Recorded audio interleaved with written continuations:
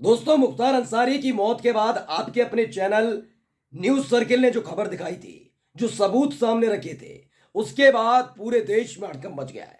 जी हां, एक ऐसा सबूत हमने सामने रखा था जिसके बाद सवाल उठने लगे, क्या यह वाकई स्वाभाविक मौत है, यानी हार्ट अटैक से मौत हुई है, या फिर मुख्तार अंसारी को रास्ते से हटाने के लिए यह पूरी साजिश रची गई है। इसके बाद अब सीबीआई जांच से लेकर हाई कोर्ट के जजों के नेतृत्व में बनी एक कमेटी के आधार पर जांच कराने की बात उठ रही है, जिसने उत्तर प्रदेश प्रशासन में हड़कंप मचा कर रख दिया है। नमस्कार, मैं हूं प्राजपल गौतम और आप देख रहे हैं न्यूज सर्किल। याद करिए, थोड़ी देर पहले एक खबर हमने दिखाई थी कि किस तरीके से मुख्तार अंसारी की मौत होती है, जेल के अंदर मौत होती है, और यह तब होती है जब उन्हें वहीं एक अस्पताल में भर्ती कराया जाता है एक शिकायत के बाद। उसके बाद उन्हें फौरन आईसीयू में रखने के बाद भेज दिया जाता है फिर से जेल में। वो जेल पहुंचते हैं और उसकी थोड़ी देर बाद खबर आती है कि हार्ट अटैक से मुख्तार अंसारी की मौत हो गई। उसी के साथ एक सबूत दिखाया था। पहले वो सबूत दोबारा दिखाऊंगा और उसके बाद मैं आपको दिखाऊंगा कि ऐसे बड़े बड़े किरदारों के चेहरे से शराफत की चादर हट गई है। सबसे पहले ये दोबारा देखिए तस्वीर, ये लेटर जो लिखा था 21 मार्च को, जिसमें उन्होंने कहा था मुख्तार अंसारी ने कि भाई, मुझे 19 तारीख को खाना दिया गया, उस खाने में विषाक्त पदार्थ यानी कि जहर मिला हुआ था। यह खबर हमने सबसे पहले दिखाई थी, आपके अपने चैनल न्यूज सर्किल ने खबर सबसे पहले दिखाई थी। उसके बाद एक और हमने आपको लेटर दिखाया था जो एमपी एमएलए कोर्ट मऊ को लिखा गया था। यह एमपी एमएलए कोर्ट मऊ को जो लेटर लिखा गया था, इसमें बकायदा नाम थे। इसमें नाम था जम्मू कश्मीर के लेफ्टिनेंट गवर्नर मनोज सिन्हा का, जो बीजेपी के नेता भी हैं और गाजीपुर में उनकी राजनीति है। बीजेपी समर्थित एमएलसी और माफिया ब्रजेश सिंह का, और कई उत्तर प्रदेश पुलिस के अधिकारियों के साथ साथ प्रमुख सचिव गृह का। यही नहीं, मुख्तार अंसारी की तरफ से आरोप लगाया गया था कि ये सब लोग न केवल साजिश रच रहे हैं, बल्कि सरकार की तरफ से आश्वासन दिया गया है कि इन सब लोगों को बाद में बचा लिया जाएगा। ये आरोप मुख्तार अंसारी की तरफ से लगाए गए थे। 21 मार्च का ये लेटर था, और इस लेटर को जैसे ही आपके अपने चैनल न्यूज सर्किल ने आपके सामने रखा, उसके बाद तमाम विपक्षी पार्टी के नेता आपके अपने सबसे मनपसंद और पसंदीदा चैनल न्यूज सर्किल की खबर को सर्कुलेट कर रहे हैं। और तो और इसी आधार पर उन्होंने सीबीआई जांच की मांग की है। सबसे पहले अखिलेश यादव का मैं ट्वीट दिखा रहा हूं आपको। हर हाल में और हर स्थान पर किसी के जीवन की रक्षा करना सरकार का सबसे पहला दायित्व और कर्तव्य होता है। सरकारों पर निम्नलिखित हालातों में से किसी भी हालात में किसी बंधक या कैदी की मृत्यु होना न्यायिक प्रक्रिया से लोगों का विश्वास उठा देगा। थाने में बंद रहने के दौरान, जेल के अंदर आपसी झगड़े में, जेल के अंदर बीमार होने पर, न्यायालय ले जाते समय, अस्पताल ले जाते समय, अस्पताल में इलाज के दौरान झूठी मुठभेड़ दिखाकर, झूठी आत्महत्या दिखाकर, किसी दुर्घटना में हताहत दिखाकर, ऐसे सभी संदिग्ध मामलों में सर्वोच्च न्यायालय के न्यायाधीश की निगरानी में जांच होनी चाहिए। सरकार न्यायिक प्रक्रिया को दरकिनार कर जिस तरह दूसरे रास्ते अपनाती है, वो पूरी तरह से गैरकानूनी है। आगे लिखते हैं कि जो हुकूमत जिंदगी की हिफाजत न कर पाए, उसे सत्ता में बने रहने का कोई हक नहीं।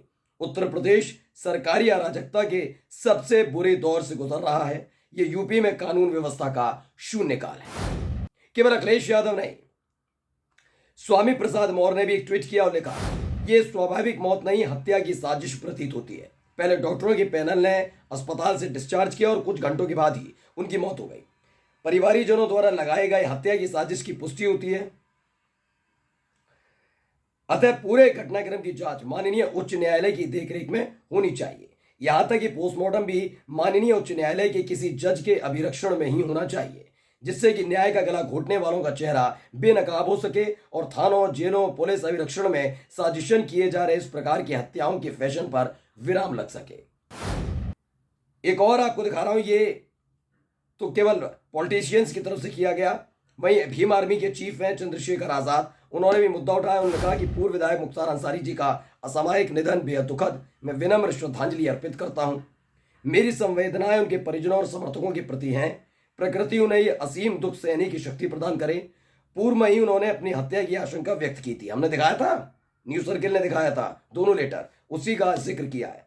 मैं माननीय उच्च न्यायालय, इलाहाबाद हाईकोर्ट, उत्तर प्रदेश से उनकी मृत्यु की सीबीआई जांच की मांग करता।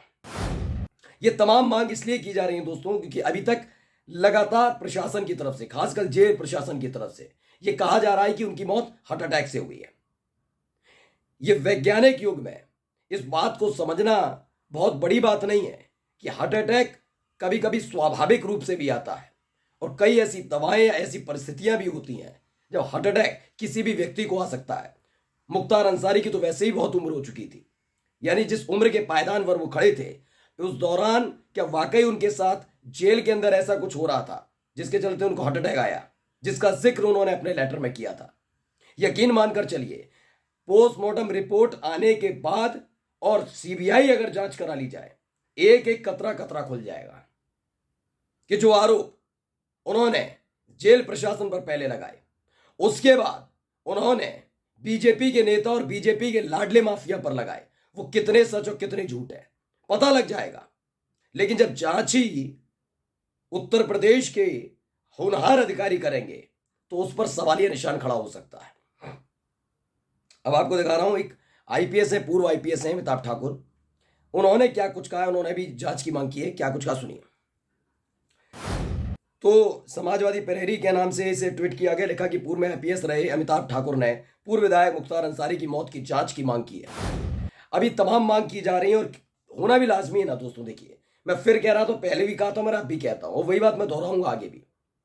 बात यह है कि अगर किसी की मौत होती है तो स्वाभाविक माना जा सकता है, ब्रेन ट्यूमर से हो जाए तो लंबे समय से, हार्ट अटैक से हो सकती है, किसी भी परिस्थिति में हो सकती है। कोरोना काल के बाद तो देख ही लिया, कोरोना काल के बाद जिस तरह से लोगों की मौत हो रही है उसे देखकर समझा जा सकता है कि कोरोना काल के दौरान किस तरीके की दवाइयां उपलब्ध कराई गई, क्या किया गया। इस सवाल जांच का विषय है, लेकिन अभी जांच हो नहीं रही। खैर, इन्हें छोड़िए, ये हो सकता है।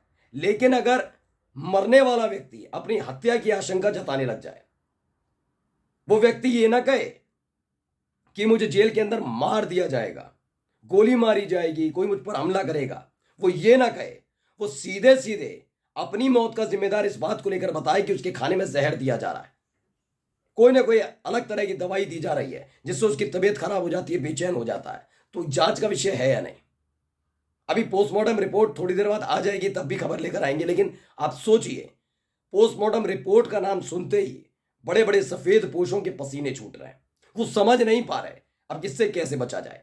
इन सब के बीच खबर यह भी है कि परिवार चाहता है उनके बड़े बेटे अब्बास अंसारी, जो विधायक भी हैं सुहेल देव समाजवादी पार्टी से, सुभाषपा से, ओम प्रकाश राजभर की पार्टी से, जो योगी सरकार में मंत्री हैं, उनके बेटे अब्बास अंसारी तो जेल में बंद हैं। लेकिन उमर अंसारी यानी छोटे बेटे ने कहा कि उनके पिता मुख्तार अंसारी का जो पोस्टमार्टम है वो दिल्ली एम्स में होना चाहिए, दिल्ली में होना चाहिए या नहीं।